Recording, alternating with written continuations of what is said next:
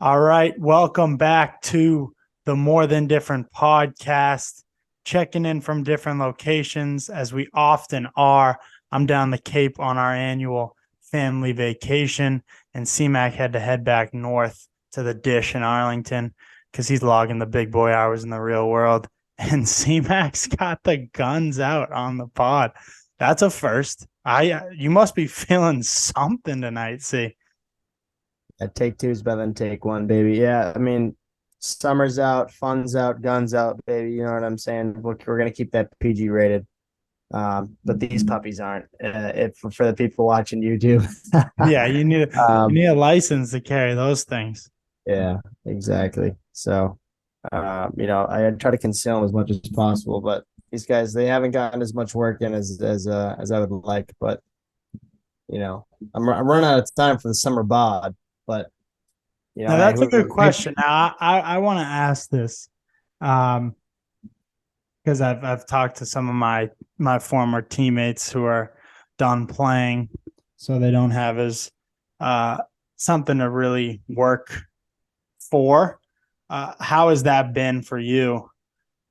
Having to continuously work out. I mean, I know you play in a ton of summer leagues and men's leagues, but has that been a struggle now, post playing days, like getting in the weight room and, exercising? It's different, is it not?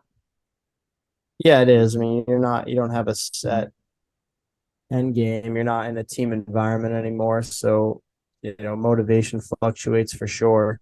You don't have that. You don't have those other 12 guys that are pushing you and or the required workouts that is kind of forcing you and pulling you to the gym. But on the other side, I'm working full time. It's kind of working extra hours and having the gym be in the city. And obviously when I get home, I mean, I'm making excuses at this point. Obviously I can get out and make a workout happen anywhere, but yeah, it's different. It's different. I'm probably working out less frequently. I'm playing more hoops though. I mean, I'm playing in 3 men's leagues, so I play 3 4 times a week at least. Yeah. So it's there's no lack of movement unless some of the games get canceled and I have some off weeks. But yeah, it's Yeah. definitely different. I work out less frequently, but at times I get into a groove and I'm ripping almost every day a week, but some weeks I'm also the exact opposite. I guess you lose kind of that consistency, and that's what I think when that transition, I think it's beneficial to get in that consistent loop, you know, implement it into your schedule and then hold yourself to it. I think it adds a very beneficial aspect to your life, kind of post athletic career. Yeah. Well, we've seen our sister obviously does all the marathon training. So that's kind of her when she's doing all the running, she's building towards something. It's a lot easier when you're building towards something. Even when I'm working out basketball wise, obviously lifting, I'm in my mind, I'm thinking I want to be stronger so that once the game comes around. But when I'm playing basketball too, I'm thinking to myself, it's all in my imagination, painting a picture of the game against Babson, against WPI. And then once that's gone, I'm sure it'll be different. But I'm not looking ahead, but you're in a different place than me. So it's interesting to get that take. Let's, Yeah, I hold on. Let me add another touch to that, another layer. Um, I think work. Well, Maeve's also in a great spot because she runs in groups in the mornings, and so that yeah, what I'll say is this. And I did a lot of this kind of while I was coming up and going into college and growing up, just playing basketball, but like working out by yourself. But there's a ceiling that you put on yourself when you only do things on your own. Um, Working in a team environment, it always pushes you and gets the best out of you. So, for anyone out there, I'd recommend, finding your friends that have the same vision and goals as you and get after it together because you guys will push each other in ways in which you couldn't push yourself and kind of add that extra level of competition to raise each other to a lot higher standard. So, makes things easier. Uh, so that's definitely my 2 cents based on kind of what I've seen and been through. and now where I am right now. Yeah, when you get down here, we'll get that beach workout in. Yeah. Loading, loading. All right, well, let's get into our topic for today.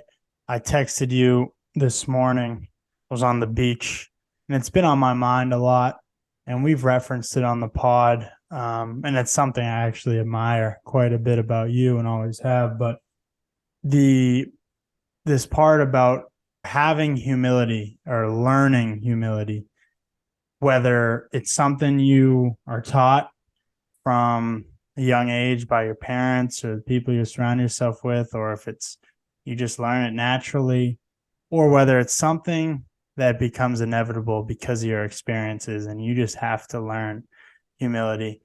It is paramount to personal growth.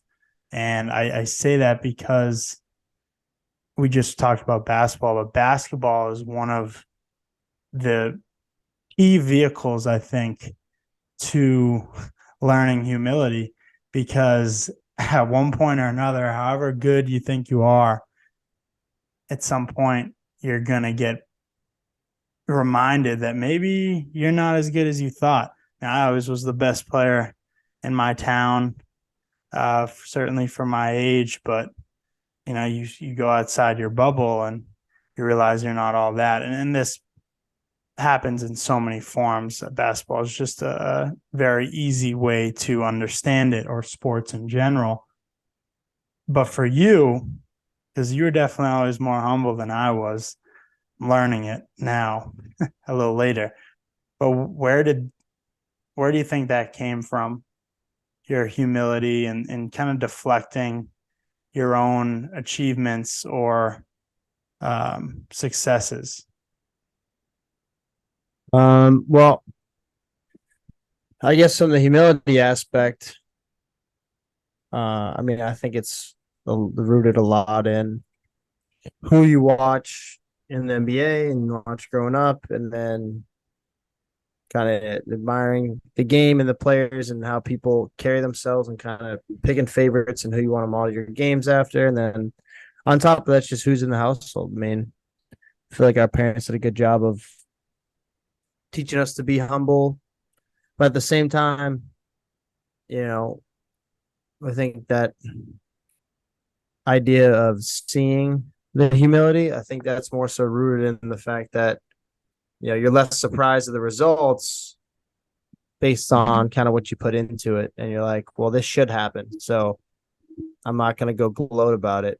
And the work's not done either. So, but at the same time, I think, and obviously one of our core values is celebrate those success, those journeys, and obviously yourself along the way. So I think there's definitely a key to balance there and being very humble, but at the same time celebrating those wins, because you want to have this, kind of, you want to be able to celebrate the journey. That's what it's all about. You don't want to celebrate the results. You want to celebrate kind of the path that it took you to get there.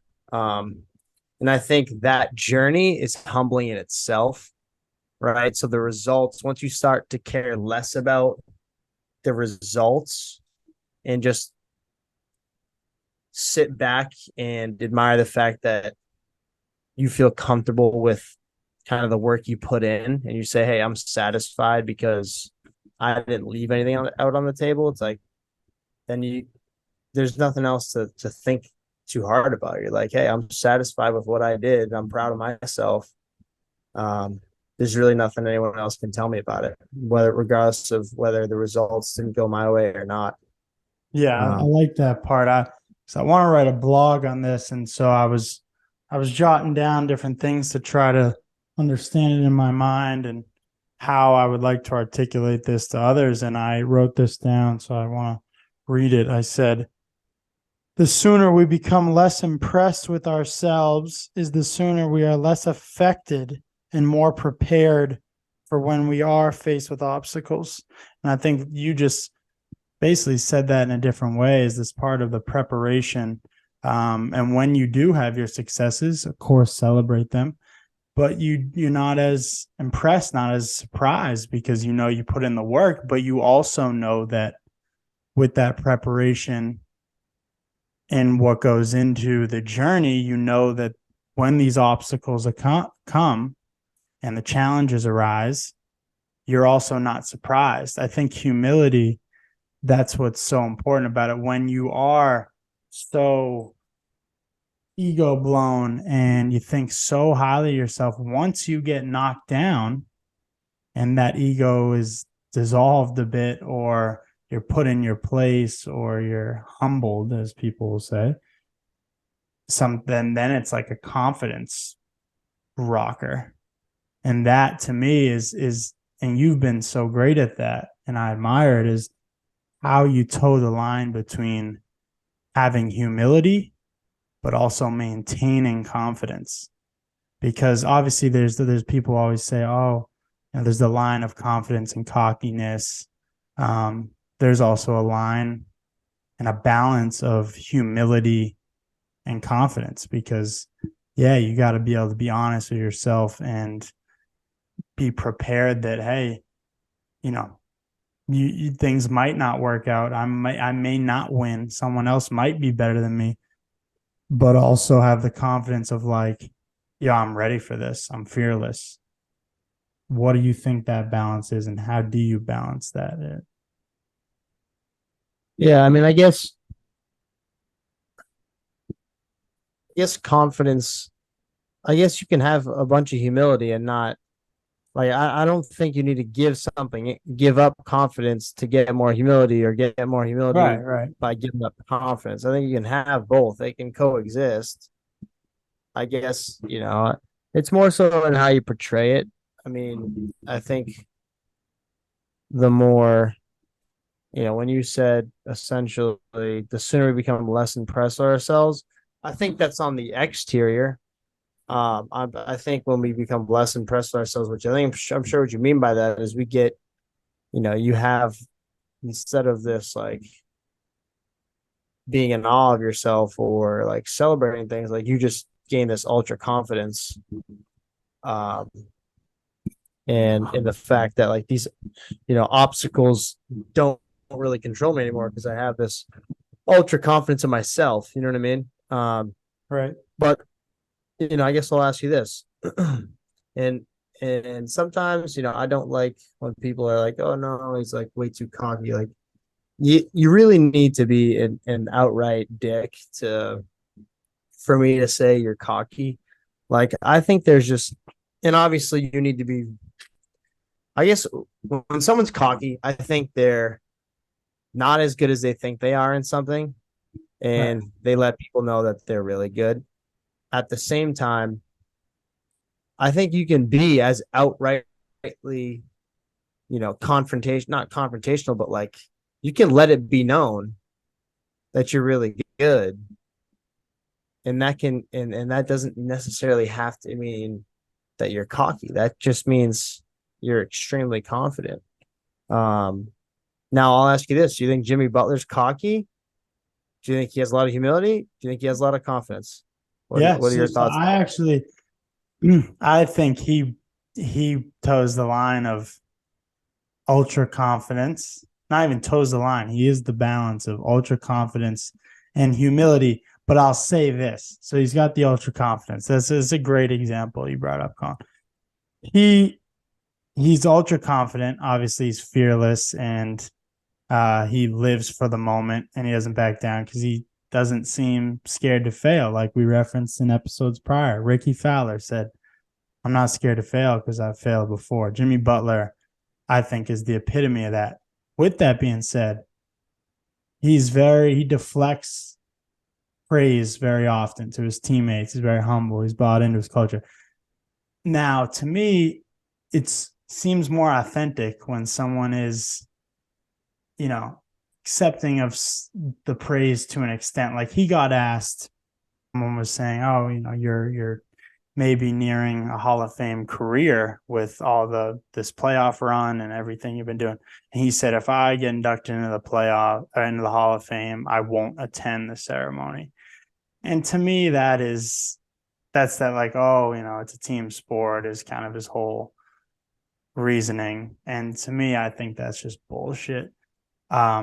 I think he's a great example of a mix of the both, but I think that's not even authentic humility though. At that point, it's just trying to say the right thing or the Yeah, more. I don't think you said the right thing. I mean, I think you're kind of towing the line between between disrespecting the Hall of Fame and Yeah, like yeah, getting inducted. It's like you're going to a ceremony for yourself. Like at least have the humility to show up for it. You know what I mean? But I mean, we'll cross that bridge when and if he gets inducted.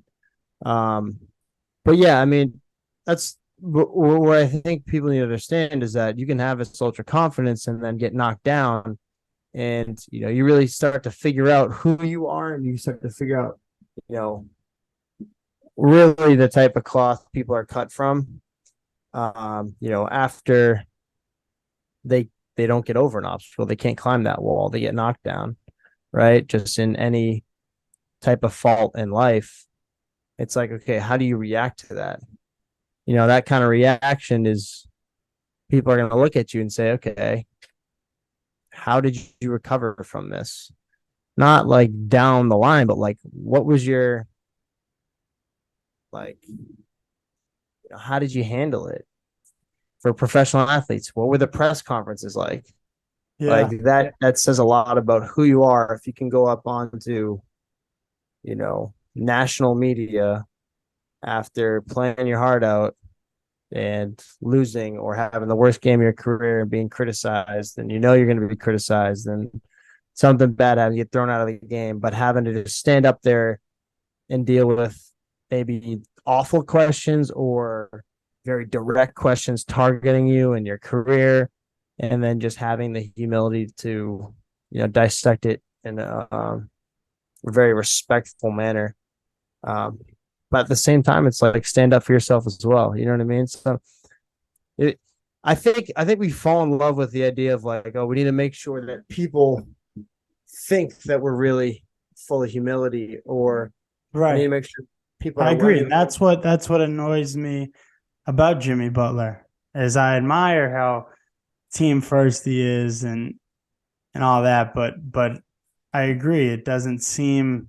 I mean, human nature is we obviously want success for our team, our teammates, but like you want success for yourself, and you feel a certain level of gratification when it happens. And so when humility is over portrayed, it becomes seems fake, because Yeah. you know. So to define humility, I looked up just to see the exact verbiage of definitions. There were a few, and I got so humility, freedom from pride or arrogance. Another one, the quality of not being proud because you are aware of your bad qualities. So those are a few different ones.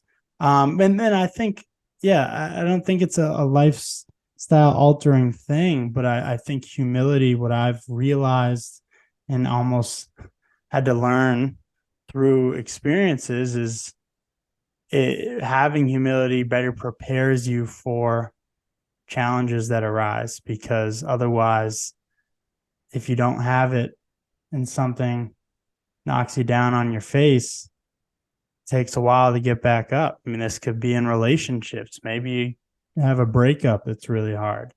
Um, Academically, maybe you thought you were so ready for something, you thought you didn't need to study, and then you quickly realize, oh shit, I'm not above the typical pattern of studying for something, and now I failed, and now I can't go up the next level, whatever it might be, or maybe it's golf. Here he goes. Here he goes. Here he goes. Keep going down the list. That's Oh, I classic. had a couple good ones. I mean, golf's a great one. One day, I Yeah. swear to God, it nearly it's like the golf gods are a real thing, and you hit a beauty, and you're like, even yesterday we played, and I went par to start, not to toot my horn, but I was fired. I was like, okay, this could be my career day. And then I was like Yeah. double, bogey, double. And then I got better on the back nine. But it's on right when you start to toot your own horn a little bit, or someone does it for you and you let it get to you and you think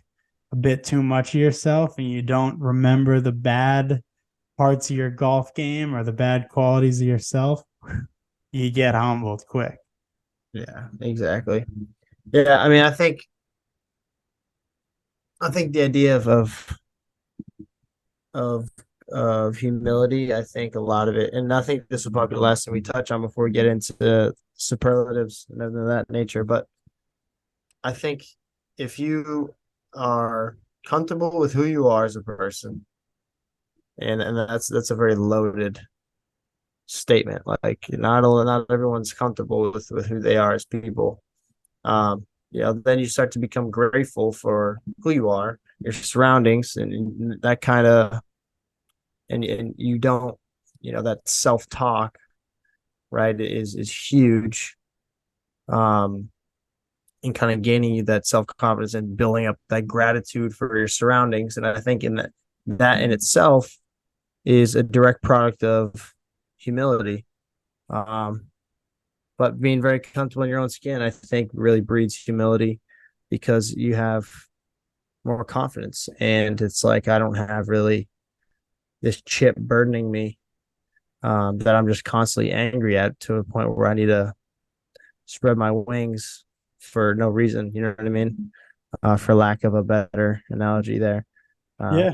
And it comes back to this shirt right here, being authentic, not perfect. When you really strive to be who you really are, you and your honest self know what might be your insecurities, your weaknesses, and those things that may be brought to light one day that um, if you face them and you know them and you live an honest, authentic life, then when they arise, it shouldn't bother you that much, you know?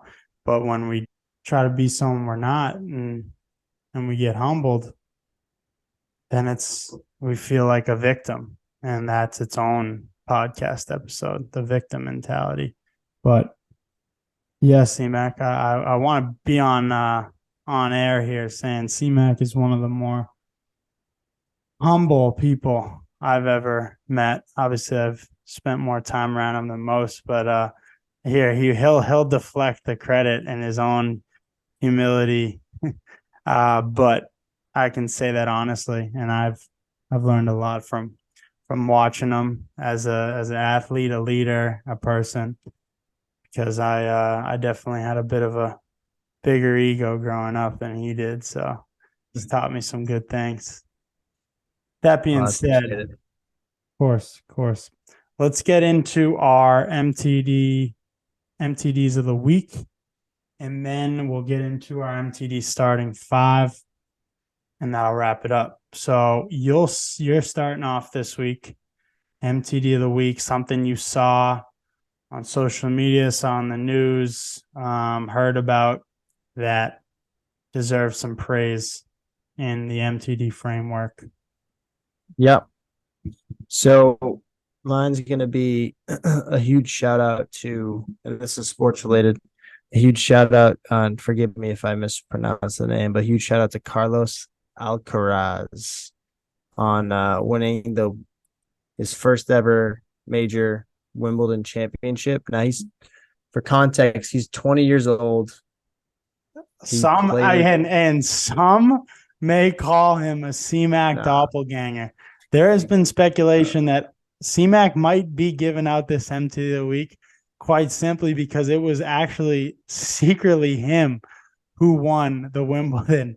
If you're watching this on the YouTube or if you're on the podcast, I would like for you to go to Google right now and look up a photo of the young man and do a side by side. And you might see some no, similarities. Continue. all humility aside, I mean, I gotta be better looking than this guy.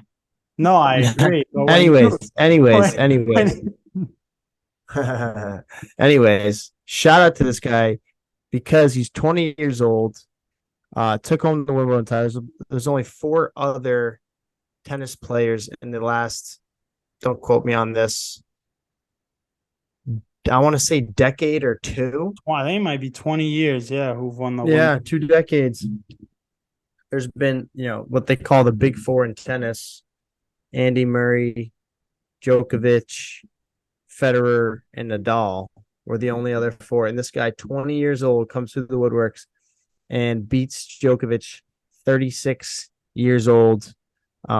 Still playing like he's 26. And frankly, this guy probably grew up idolizing Djokovic, and talk about humility. He was very, very grateful, humbled to have beaten someone that he grew up essentially probably, like myself watching NBA basketball players modeling this game out to try and take the shots and watch the games, watch the matches, and then go outside and try and make the exact shots once he started growing up. Watching how Djokovic used to play. So kind of beating an idol of that manner in essentially probably the biggest tournament in tennis, in the sport of tennis, at 20 years old is unbelievable. I mean, that's literally, Brendan, that's you bringing home the crown. So Yeah. I got to give a huge shout out to that guy because he did show a lot of humility as well. He was grateful.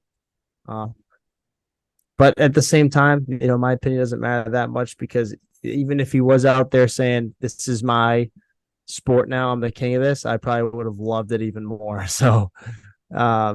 you know what I mean? You gotta take what you see. If you like, you like it. If you don't, you don't. It's everyone's entitled to their opinion, but yeah, I'll let people rock out. But I like this guy's swagger, and he's a real baller. So shout out to Mister, and forgive me if I pronounce it, Alcaraz There you on go. And first ever chip. I saw it's so weird they do this. And I actually saw that they used to do this in NBA games. I remember like Kobe Bryant lost the finals and on the court he gets interviewed after. And it's peculiar to me. They don't do imagine they interviewed Jimmy Butler right on the sideline after the Nuggets won the finals this year. It's wild to me, but they did that at the Wimbledon, they do the whole interview. But Djokovic exhibited the highest level of humility. He said, some of the ones I've won in the past, maybe I shouldn't have won, and I'm fortunate to have won those. And today, Alcaraz was better than me, and he deserved to win. That's admirable stuff because everyone knows it's universal. Djokovic is one of the greatest. So he doesn't need to say it for himself. Mine is staying in the sports world. Sabrina Ionescu of the New York Liberty put on a fucking shooting clinic in the WNBA 3-point contest, set a record of any 3-point contest, men's or women's, 37. Ridiculous. Absolutely. She missed 2 shots, and there are 5, 10, 25, and then there's 2 4-point shots. So 27 shots. She hit 25. That's ridiculous. It's Yeah, ridiculous. that is ridiculous. Yeah, shout out to her. Brendan, I thought your shot was going to be Steph getting a hole in one to show kind of how he's dominating in 2 sports per Yeah. se. One might say. Multi-dimensional. That's more than different right there. And what people can take out of him is that work ethic and that consistency because he wasn't God gifted. He didn't get a God gifted jump shot and or a God gifted golf swing. That's practice right there. That's Yeah. reps. And he's probably the most in shape basketball player in the NBA. He can probably run circles around everybody. So people can take a page out of that man's book. Consistency, and playing at a high level and working out and training at a high level consistently, Yeah. day over day, week over week, month, year over year. And now I don't doubt the guy is going to go into professional golf and go on the tour once he retires from hoops because I mean the guy's a legend. So that's Yeah. I'm doubling down. Yeah, you just doubled down. Way to overshadow Sabrina there, but Yeah, yeah, well, Steph's I mean, I'm Steph's a putting her in the legend. same. I'm putting her in the same category as Steph from a shooting perspective because of that performance. You know what I mean? No There one's you ever done go. it like that. I was watching that clip too, and she was. I think that net wasn't moving much. You know Yeah, what it I was mean? nuts. It And was nuts. and shout out to the women's the WNBA as well because it's It's every time growing. I It's rapidly see growing. it on that the stands are pretty full and obviously that 3-point contest and All-Star game was pretty rowdy as well. So one of these days I'm gonna get to a game, check it out. I definitely want to get myself a WNBA jersey. I'll shout out a team at one point. You know what I mean? I gotta figure out who my squad is. Yeah. I don't think it's the Connecticut Sun, even though they're the closest still in New England team we got. But Yeah, you'll figure that out. But yeah, Steph Curry's got translatable habits, work habits, golf, basketball. We talk about that a lot in terms of your habits. They're all just you translate them into different endeavors and ambitions that you have. That's the key. put it in consistently into anything that you want, and I promise you, you're gonna see results. You're gonna see results, but it doesn't happen in a day. It doesn't happen in a week. It may not even happen in a month. You got to be consistent about it. That's really the name of the game. All right, let's get into our final segment. MTD starting five. We've gotten some good feedback on these. These are funny. These really have no structure to them. You build up a starting five, and you kind of got to justify why that's your weekly starting five. But Yeah. just bear with us. This is us kind of just bringing out our humor element of the podcast because it's a big part of me and C-Max banter back and forth. So we thought we had to get a segment that incorporated it. I'm going to start this week. You've gone first most weeks, so I'm going to get us going. This All week right. we have our starting five. We have food, habit, value, movie, song. Okay, great. Food. I'm going to start here. Um, this could hurt me. This could hurt me when you're looking at who you might expose on the defensive end, but it's I think it's a love-hate thing. And you got to have those guys. Think Draymond Green, guys who you either would love on your team or hate to play against. Give me Rice Pilaf all day. Give me Rice Pilaf as my starter. That's Habit. like, No. You yeah, can you can can I no, you chime in can there? Can I okay, chime in fine. there? I'd rather you object after, but okay. That's like drafting like a late second rounder as your first pick in the draft. Yeah, I see something that others don't. That's all it is. That's That's all it ever was. yeah, look, hey, keep going. Sorry, excuse me. Pardon me. My apologies. Habit. Give me ab workout every day. CMAC actually showed me an ab workout. His must have been your after your first year of college, and I still do it very frequently. I've started doing it pretty much Savage. daily. 7 minutes, 7 exercises, 45 on, 15 off. I cycle through exercises. It's not rocket science. But I'll tell you what, you can do the hardest workout you possibly you want to talk ab workout, you're talking an efficient player because you could do the hardest heavyweight lifting workout. And if you don't do an ab workout or incorporate some kind of abs in there, it feels like you miss something. You could do a light workout, but get an ab workout in additionally, and it really feels like you put in pain. So you want to talk about efficiency with your time, efficiency with movement, someone who's not going to demand the ball a lot. Give me ab workout as my habit. Okay. Value doesn't need any explanation. Give me humility. Give me a bunch of guys who are looking to deflect credit. They're looking to play for something bigger. They understand that, hey, it ain't all going to work in their favor, but they're not scared to try, and they know whatever comes, they're going to navigate it and they're going to figure it out. Song, no movie.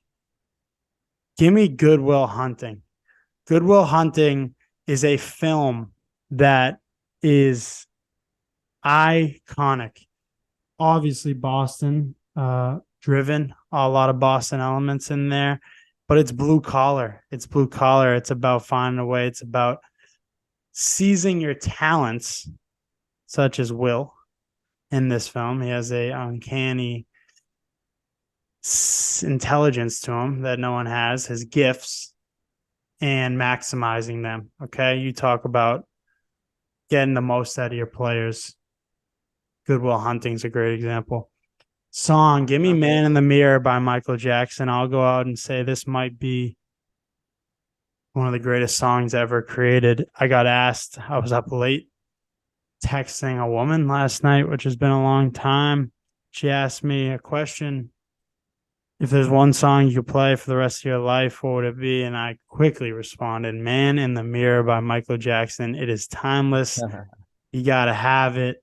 Um, Powerful lyrics and hires you up, quite frankly. So I got Rice Pilaf, Ab Workout, Humility, Goodwill Hunting, and Man in the Mirror. Over to you, C-Mac. All right. That's it's a decent but a very beatable roster. Um, so what I'll kick us off with, as I gather my squad. Who did you start with? Did you start with food? Food. Go food. Yeah, Food look, habit value.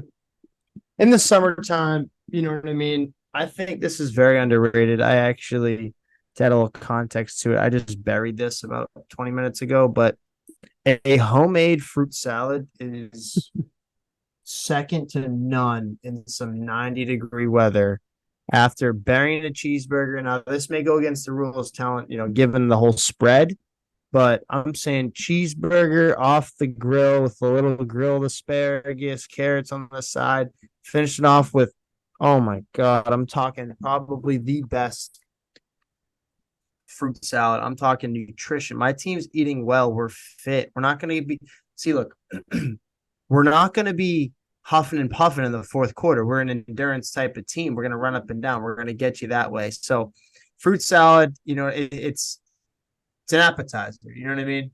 Like it's something pregame, right? It's not a big steak, right? It just gets the ball rolling for my roster. So obviously that's going to be my point guard because he's going to lead the squad. Obviously, get what he eats, everyone else can eat. Um, habit,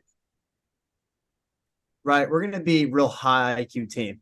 Okay, like the boys, we're gonna have probably 60 plus set plays, right? We're gonna know we're gonna probably be speaking three different languages out on the court together, right? I mean, we're gonna be real solid, real solid. And if we can't beat you with athleticism, we're gonna beat you with execution, and that's reading the newspaper every day. You did that last time. No, I didn't. Did I? Yeah, you did. Shit. Okay. Well, Wow. Wow. Now you talk about a guy now look. who Now just that means doesn't show up prepared, doesn't remember I. what he did in the past. You know what it was? Unbelievable. Do you not remember That's your own embarrassing. girlfriend came on the pod giving that statistic about You're right. how No, you're right. Good point. You know what it was? I brought the newspaper in this morning. So that's you know what? I'll take a void for that spot. All right. I think I might get this back with my small forward. Probably like a LeBron James type player at the end of the night. Everyone's rowdy, everyone just trying to settle down, celebrate, appreciate people around us, life as we know it. Piano Man by Billy Joel. I mean, sing us a song, Piano Man. I mean, come on. Billy J in the house. Um, I like it. Flick, cue that up, baby. He's your 28, 7, and 8 type of guy all around. Movie, not a lot of people are gonna know it, but it's a mad, mad, mad, mad world. Classic 60s film. I mean, talk about something great. Talk about persistence. Um, I'm not even gonna get into it because you guys people gotta watch it. I mean, you got some real famous actors in there. Phil Silvers, Buddy Hackett, yeah, the fellas. Uh, you know what I mean? So and Oh, Jonathan Winters and the boys. So, we can go down that road, but a lot of big names from back in the day. That one's a classic, and I'll top it off. Value, creativity. ooh, Um, nice one. Actually, I still have movie as well, but creativity, No, I you think. just did movie. You just did Oh, movie. excuse What kind of, what are you me. No, no, doing? I get team, I get team. No, there's Um, no team. There's no team in this week's. You had we habit. don't have team. You pissed habit away. Oh, food. No, yeah, I blew. Well, I had the Yeah. food. Yeah, I blew the habit. All right, well, I'm gonna finish off with creativity.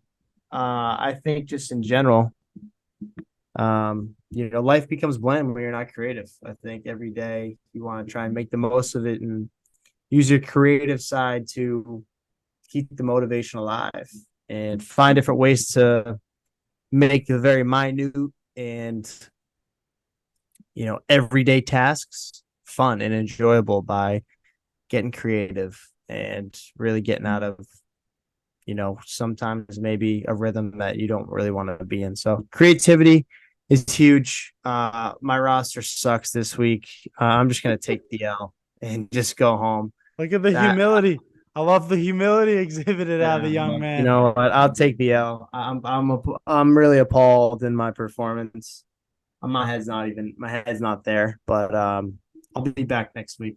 I'll be back Yeah. next week. You have a shot. You have a fighting chance. All right. That's a big victory for me.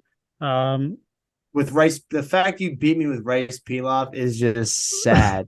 Just a sad, sad day. yeah, it's That you beat really, me with rice pilaf. Oh yeah. my. Well, hey, don't hate the player, hate the game. And you just didn't show up ready. So I don't know what you I want to just use hear from me. I All use I'm I gonna just use say. I just use Piano Man on my worst roster ever. And Yeah, I tell you, you that's know a what I mean? special song, and you totally And didn't look, get that gets any me probably value that out of that. and that probably gets me past the first round of the playoffs, but I'm not making a deep run with that team. I might not even make the playoffs, but You might be a plan. yeah, Piano Man, he'll win the first playing game, but I just don't think having no shooting guard is not going to help me at all. Yeah, yeah. No, you're just You know what I playing mean? down a man, playing with Casper out there. So that wraps up this week's episode. Other updates: tournament is in motion. 8 teams are all damn near locked in. Rosters will come out. We will start building the hype of who will be there. And we are fired up. We are just over a month away. August 19th at Duggar Park in West Medford, starting at noon, 12 to 6. Our sponsors of the tournament want to give a shout out: Brunt Workwear, high quality workwear, boots, hoodies, different clothing that people wear when they're doing the blue collar stuff. Obviously, those are uh, onerous jobs that can be uncomfortable. So you want to be in some good comfort, whether it be on your feet, on your back. So Brunt Workwear, thanks for being one of our sponsors. Gold Standard Hoops, talk about high level coaching and high level attention to detail. We had Coach Giordano on the pod about 2 months back, had Jay Deturley, who was working for Gold Standard, also a player at Tufts and trains kids. And I just worked their camp last week. They run a terrific program trying to help kids both improve their basketball game and learn different life skills. So Gold Standard Hoops, a great sponsor. Monotony Grill, the best grill in Arlington. Nothing more needs to be said. And Spencer Summer Runs, good friend of mine, contributing to the cause. Best summer runs in New England. And then we got a shot for life. C-Mac, you know more about a shot for life than me. Give a little spiel. Yep. Shot for Life is really building, kind of community rapport, teaching leadership, kind of throughout life, in that process of kind of building that community leadership and development. It's all about raising money to help fund cancer research. So it's really a nonprofit organization that puts together a lot of events, a lot sports related, to help fund research for cancer, try and make a breakthrough, while at the same time really building community rapport and trying to generate, the next leaders of the next generation and the one now. So shout out to Mike Slonia. Huge help. And for everybody else, we'll see you guys at the tournament, and we'll start to announce the final teams. And if my guys at Paisani's is listening, we need you back for year 2 on the 1s and 2s in the food truck, making those drunken parms. Gotta I have don't know it. what it's gonna take, guys, but we're gonna need you there, square, ready to rock and roll. We'll bring the crowd. Shit, I'll buy 100 sandwiches right off the bat if that's what it takes. Um, Yeah, we will have uh, the folks there. We need our MTD faithful to come out in deep numbers because this is going to be the tournament, the event of the summer. So thanks for listening to the pod. As always, missed a week. We're back. We got some good guests coming up here, and me and C-Mac will keep pumping these fucking things out. Appreciate you guys. Stay tuned. Peak of summer, baby. Enjoy it. Peace. but